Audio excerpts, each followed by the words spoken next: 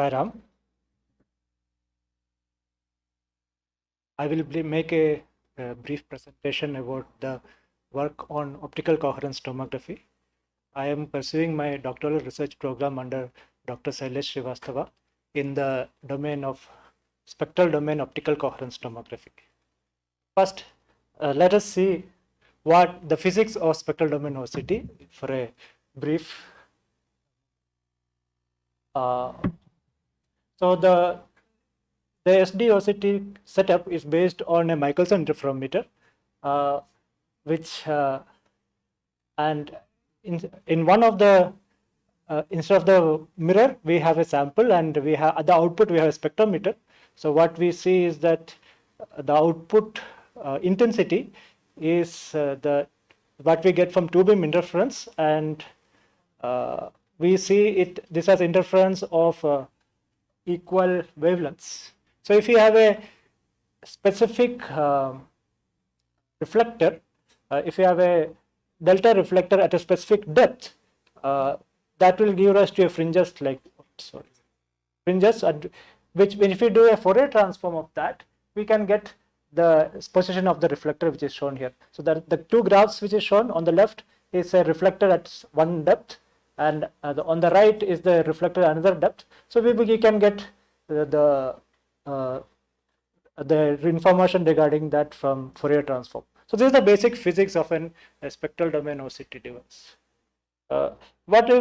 If you compare this with other imaging techniques to ultrasound and confocal microscopy, we see that the confocal microscopy has better image resolution than OCT, whereas ultrasound has better image penetration. So OCT sits somewhere in between both of them. Now, so what do we get? So these are terminologies borrowed from ultrasound, which is used in OCT. So the depth profile along line depth profile, what you get is called an A scan. And if you stitch together various A scans of the sample, we get what is called a B scan, which is a cross-sectional depth image. And then if you have stitched many of the B scans together, can give you a 3D image or a tomogram. Now coming to biomedical applications of OCT, the main application is in the field of ophthalmology, where the OCT device has become a standard diagnostic equipment. It's also used in cardiovascular field.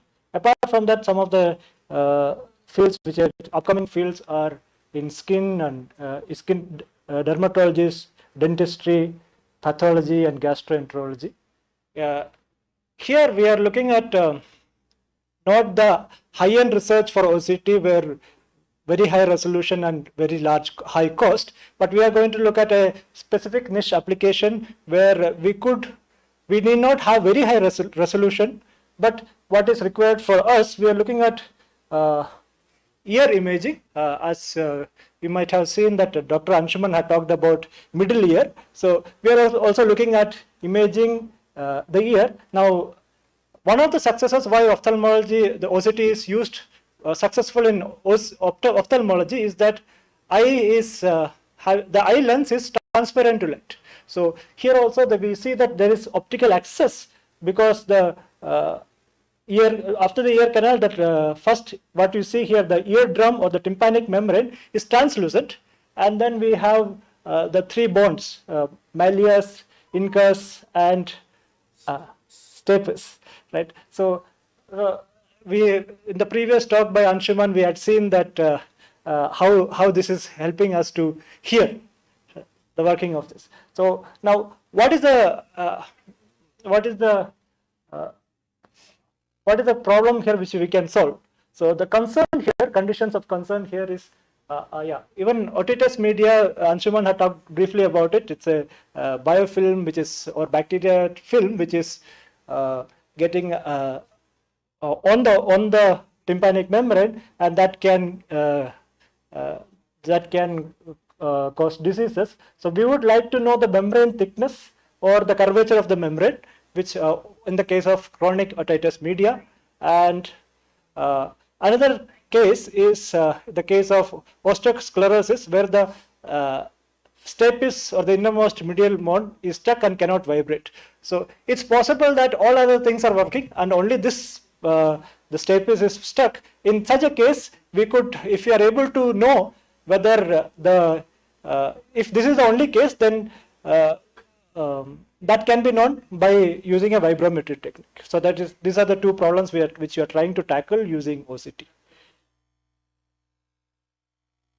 So this shows the schematic of the parallel FD OCT setup that is used. So we see that we are using a superluminescent diode, 850 nanometers, and we have the Michelson interferometer. You can see that instead of one mirror, we have the speculum for placing the ear. So that is the sample, and we also see that the spectrometer is constructed from a grating and the camera, and we have another camera for survey to be used as a viewport to know which place we are looking at. So here are some specifications of the low-cost SDOCT that we have developed here in the department. So which has a axial resolution of about 20 microns, lateral resolution for 40 microns. In tissue, it has a penetration depth of 1 millimeter. Because of scattering, we cannot go more. Whereas if it is a transparent media, we could have a depth range of 6 millimeters. This depends on the resolution of the spectrometer that we are using, and the cost of all this is around $2,000. Whereas typical commercial OCTs which are used in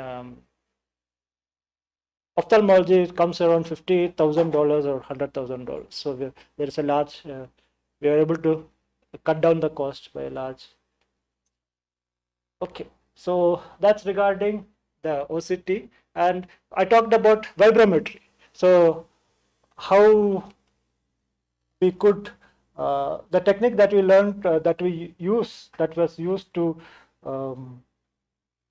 detect the vibration of amplitude is called the J0 technique. And you see the second term, which is the interference term. If there is a vibration of a particular amplitude m, and we see that from the mathematics we can see that it is the second term could be expanded in terms of Bessel functions, and we see that if you look at the Bessel functions, the J0 of x, which it has a 0 at 2.405, and if you choose the amplitude of vibration such that it's equal to that value, then we could see that the second term can be made to vanish, and this could be used to sense vibrations. So more details of this is available in the paper which is published. So I would also like to tell that this work of OCT in our department is pioneered by Dr. Harinanda Kumar and Dr. Sailesh Srivastava, and I would also look. This shows the viewport camera, the line which you see here, and this shows the corresponding B-scan image of a human ear, the tympanic membrane. You can see that the thickness of the tympanic membrane as well as the curvature can be seen from the B-scan image. And I'll also try to share some of the other publications by from the department. Regarding same OCT, and I would also like to acknowledge the postgraduate students who worked on this during the last few years. K.S. Aditya, G.R.R. Rohit, Swaroop P, Satyaprasanna Malik, J. Sai Prashant, and Kaushik V. Students were also contributed to this work. Thank you, Sarah.